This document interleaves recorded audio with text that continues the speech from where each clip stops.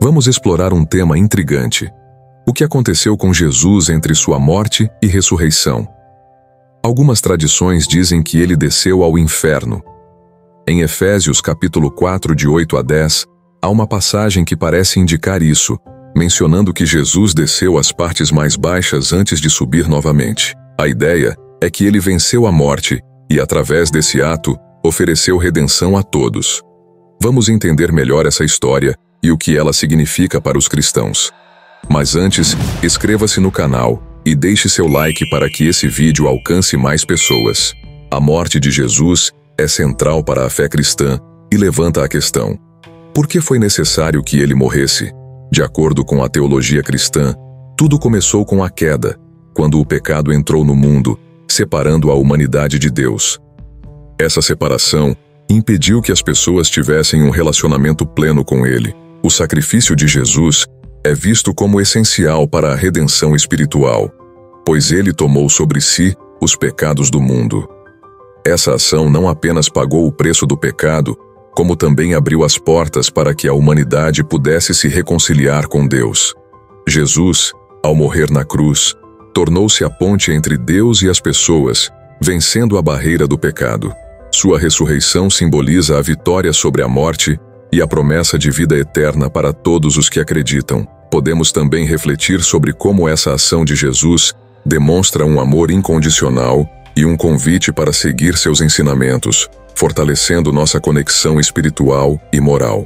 Um exemplo extraordinário foi Paulo de Tarso, que após uma experiência transformadora com Jesus no caminho para Damasco, ele dedicou sua vida a espalhar o cristianismo. Suas cartas e viagens missionárias mostraram como a mensagem da cruz podia mudar vidas radicalmente, levando muitos a se converterem e seguirem o ensinamento de amor e redenção através de Cristo. No Antigo Testamento, o conceito de Sheol é mencionado como um lugar de descanso para todas as almas após a morte, sem distinção de justiça ou iniquidade. Não é um local de julgamento ou tormento, mas sim uma morada comum, um estado de silêncio e esquecimento. Eclesiastes 9:10 descreve o Sheol ao afirmar que, na sepultura para onde você vai, não há atividade nem planejamento, não há conhecimento nem sabedoria. Da mesma forma, Salmos 6:5 destaca que, na morte não há recordação de ti, no Sheol, quem te louvará? Enfatizando a ideia de um esquecimento universal. À medida que as tradições culturais e religiosas expandiram-se, especialmente no período intertestamentário e no advento do cristianismo, começamos a perceber uma diferenciação maior entre Sheol, Hades e Inferno. No Novo Testamento, Hades é introduzido como o equivalente grego do Sheol, mantendo a característica de ser uma morada dos mortos. Lucas 16:23 relata a parábola do rico e Lázaro, onde, no Hades, estando em tormentos, ergueu os olhos e viu ao longe Abraão e Lázaro no seu seio, mostrando como o conceito se desenvolveu ao incorporar elementos da mitologia grega. O conceito de inferno, no entanto, evoluiu significativamente nas tradições cristãs posteriores, tornando-se um lugar de punição eterna para os ímpios. Mateus 25:41 ilustra essa evolução ao afirmar: apartai-vos de mim, malditos, para o fogo eterno, preparado para o diabo e seus anjos.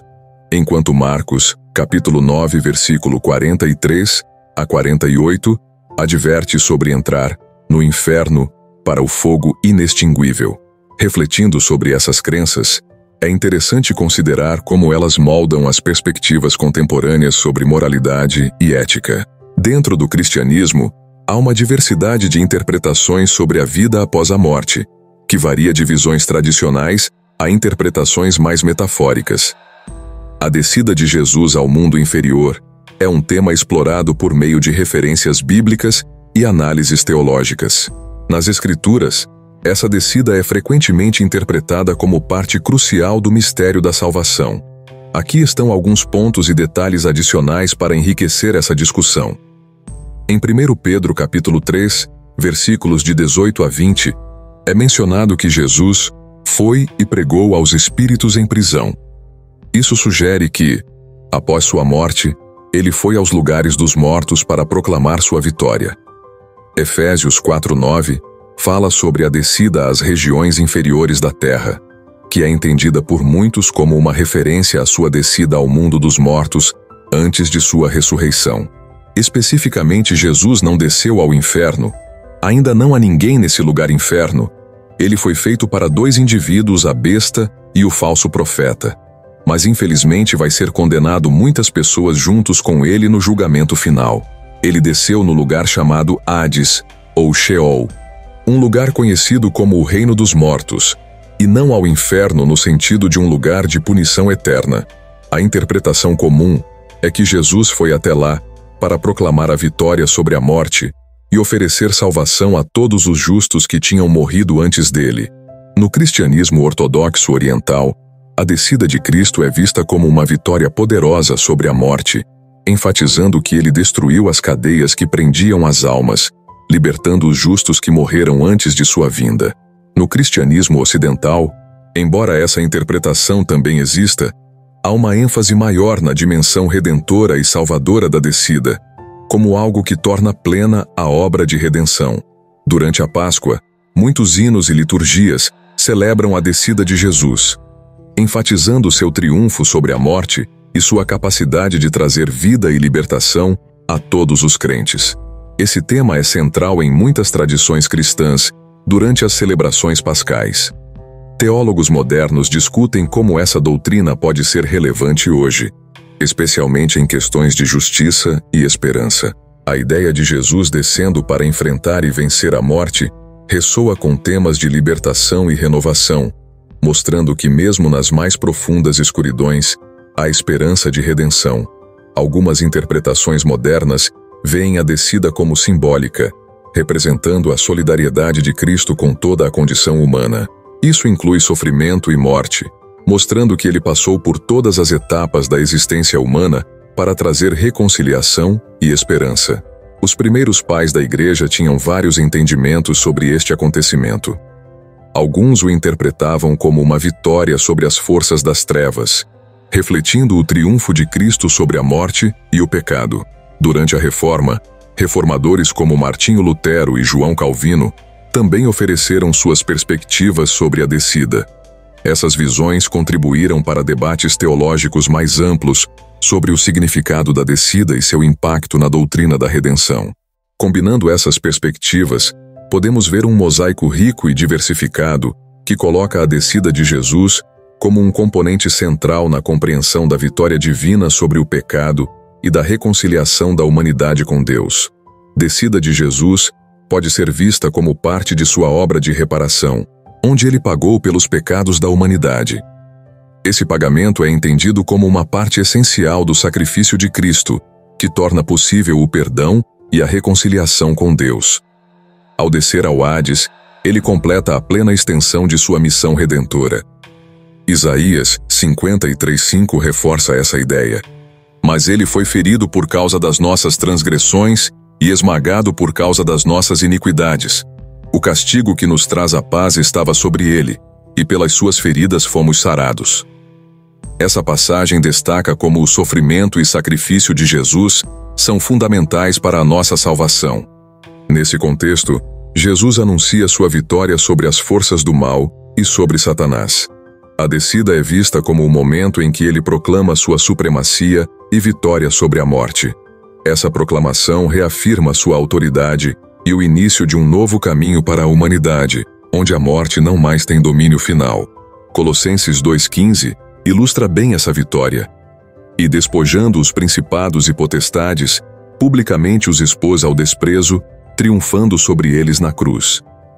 Esta passagem destaca a conquista de Jesus sobre as forças malignas, mostrando seu triunfo total. Durante sua descida, uma importante tradição afirma que Jesus libertou os justos que haviam morrido antes de sua chegada, como personagens do Antigo Testamento. Esses justos esperavam pela redenção definitiva, que somente Cristo poderia oferecer. Assim, a descida se torna um símbolo de libertação e esperança, completando a promessa de resgate para todos os tempos. Mateus capítulo 27, versículos 52 a 53, exemplifica este momento. Os sepulcros se abriram, e muitos corpos de santos que tinham morrido foram ressuscitados. E eles, saindo dos sepulcros após a ressurreição de Jesus, entraram na Cidade Santa e apareceram a muitos. Essa passagem dá uma poderosa imagem de libertação e renovação, mostrando como Jesus trouxe nova vida e libertação aos justos que o aguardavam. A descida de Jesus é muito importante para a fé cristã, porque mostra sua vitória sobre o pecado e a morte. Isso reafirma que Jesus tem poder sobre todas as coisas e cumpriu sua promessa de salvar a humanidade. Para os cristãos, isso traz esperança não só sobre a vida após a morte, mas também sobre a presença constante de Jesus em suas vidas.